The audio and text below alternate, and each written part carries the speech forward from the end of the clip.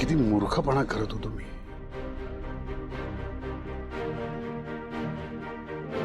अगं हे पेटंट म्हणजे आपल्या भविष्याची गुंतवणूक आहे आणि मी आपल्या भविष्याचा सौदा करत होतो. आपल्या मेहनतीचा फायदा दुसऱ्याला घेऊ देत होतो. वेंकी, परत तुम्ही अगदी योग्य वेळी आलात आणि माझे डोळे उघडले. Thank you Venky, thank you very much.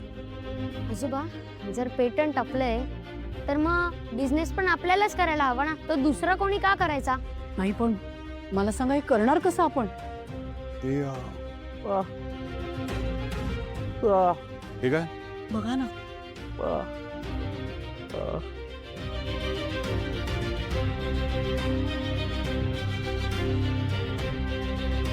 काय अहो? अरे वेंकी, अरे लक्ष्मी, जागतिक पर्यावरण दिनाच्या निमित्तानं एक स्पर्धा आयोजित केली आहे. म्हणजे पर्यावरण पूरक उद्योगांकरता अशी स्पर्धा आहे आणि त्या उद्योगांमध्ये ज्यांची कल्पना सगळ्यात चांगली असेल, सगळ्यात उत्तम असेल, त्याला बक्षीस मिळणार आहे.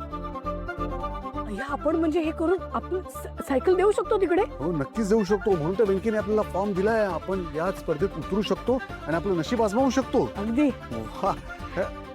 वेंकी, पण मला एक सांग, हे सगळं तू आत्ता का देतोयस? आधी का नाही दिलंस?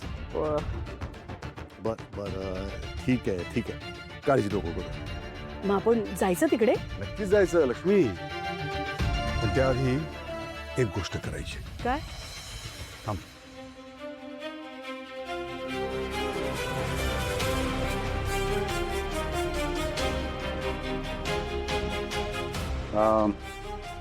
रावराणे साहेब, मला माफ करा, मला हे डील मान्य नाही आहे.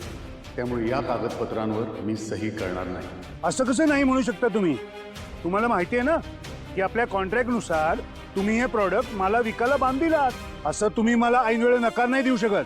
तुम्ही म्हणता ते एक गोष्ट खरी आहे की मी माझा शब्द फिरवतोय, ऐन वेळेस तुम्हाला नकार देतोय. पण तुम्ही जी मला कॉन्ट्रॅक्टमधल्या अटींची भीती घालताय ना, ती घालू नका, कारण हे कॉन्ट्रॅक्ट मी साईनच केलं नाही.